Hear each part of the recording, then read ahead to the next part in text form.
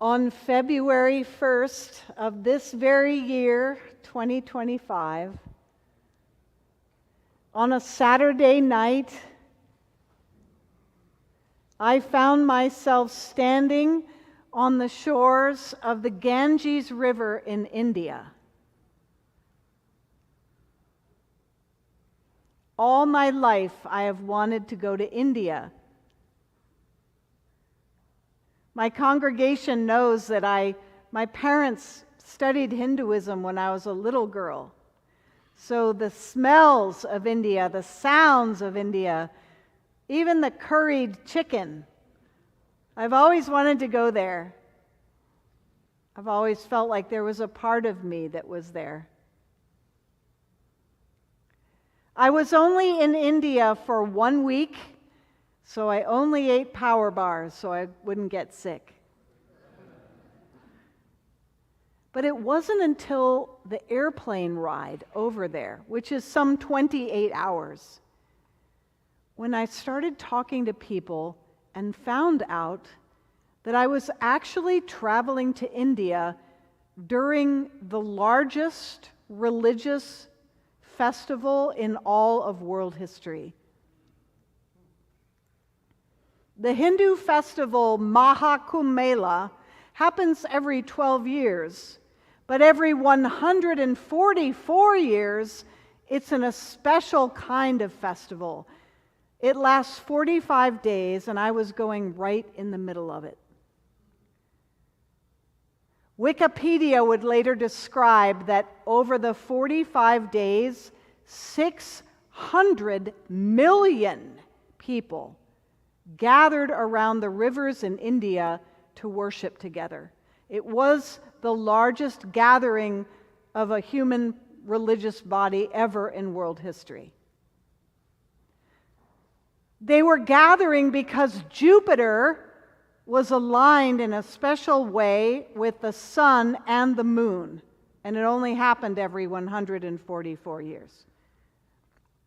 So there I am on the shores of the Ganges River, a middle-aged white woman with a sea of brown faces, and we're all singing. I didn't know what the heck the words meant, but we were singing and stomping, and it was amazing. I've never experienced anything like it. And I looked up at the star. I thought I could see Jupiter. And I knew in a moment that the stars were aligned and that I was this tiny little thing on this earth, and God is so immense, beyond fathoming.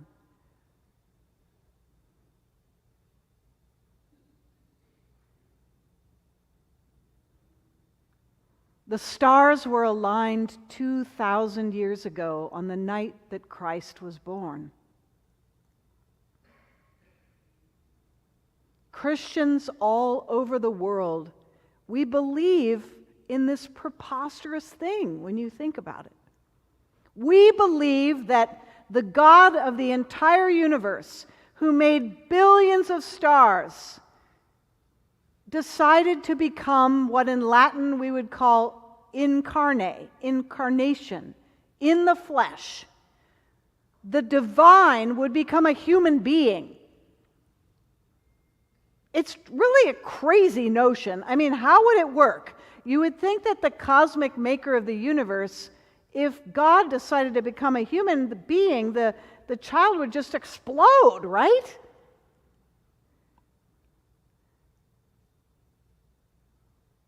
I don't think that with our small brains we could ever comprehend how this happened. But I do think that we are allowed to know why. Why? Why did God choose to become a person? What could possibly be the reason behind such a preposterous act?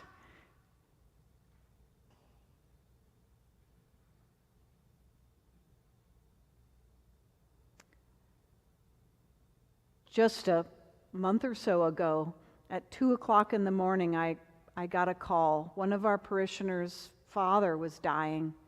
So I got on my collar and I got in my car and went to the hospital. Now, anyone in my family will tell you I have a terrible sense of direction. Terrible. I can get lost going around the block. And as you know, hospitals are very complicated. They usually start with one building and then they add on another wing and another, and it's all sort of complicated hallways going every which way. So here it was 2 in the morning and I was lost, totally lost.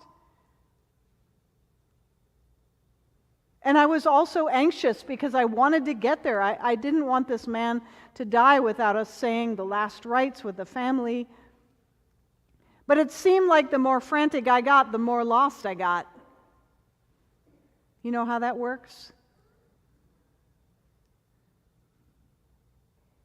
I was standing in the hallway feeling all turned around when I saw this woman walking towards me.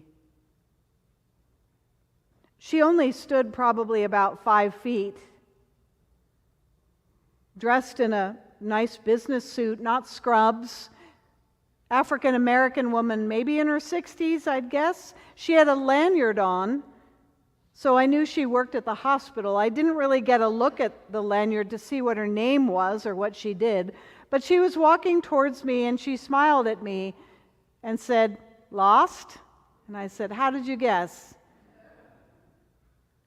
I said, I know it's late and you need to go home, but if you just tell me, I'm really good at directions, so just tell me how to get to this man's room. She said, "No way, honey. I'm going to walk you." "Oh, thank you," I said. I wish you could give me instructions." No. I'm happy to do it. So we started walking, and I asked her how long she'd worked there. Over 30 years. It seems like we went around all these corners and down all these hallways. And we finally got to the right room, and I was so glad I rushed into the room. And then all of a sudden realized I have to thank her. So I turned around, and she was gone.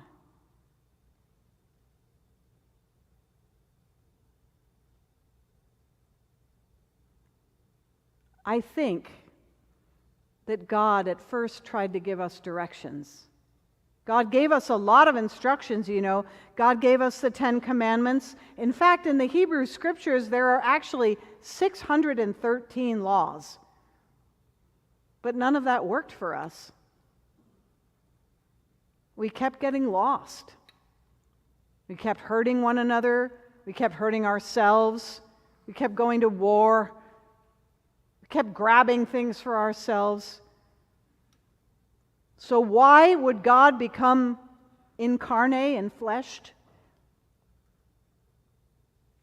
To walk with us. Because God needed to show us how to be human. Which way to turn. How to act. What to do. Now, we hear a lot about Jesus these days, but I don't want you to just go with all the Jesus you hear in the media, because some of it is wrong. If you look just at the Gospels, stick close to the Scriptures, I'll tell you exactly what Jesus was like.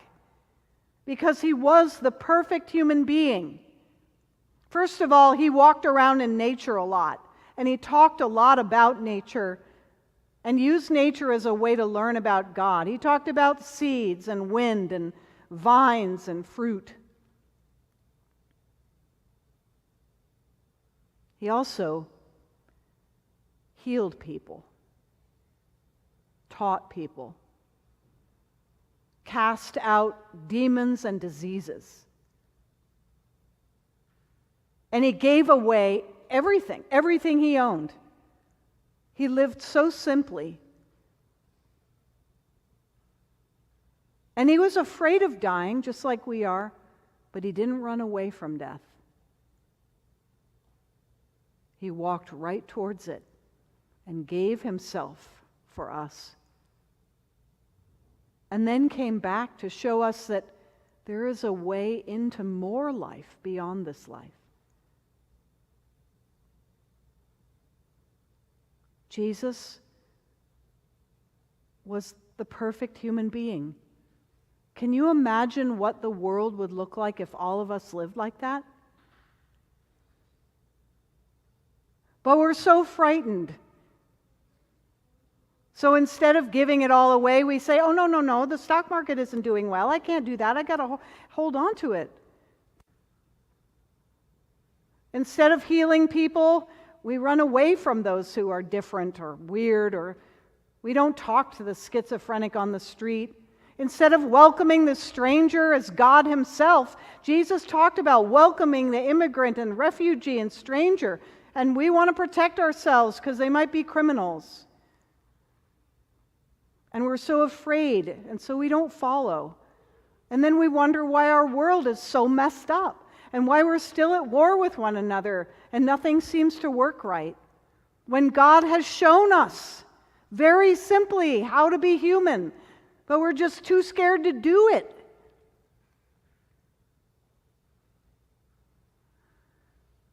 So on this night, the stars align for you. I want you to picture Jesus reaching out his hand and saying, I'll walk with you. And I know it's scary, but there's another miracle that happens this night. God also began the journey as a tiny baby. I think to show us that we too can start with baby steps. I know you don't feel like you can become Jesus tomorrow, but maybe you could start just a little bit. Like showing someone how to get to a room in the middle of the night. Or picking up that phone and calling that person that you know is lonely or afraid. Or giving just a little bit more than you think you can afford. Even in the little things, there's this miracle that happens, and Christ is born again and again in the smallest of ways. All we have to do is try to take the next step forward.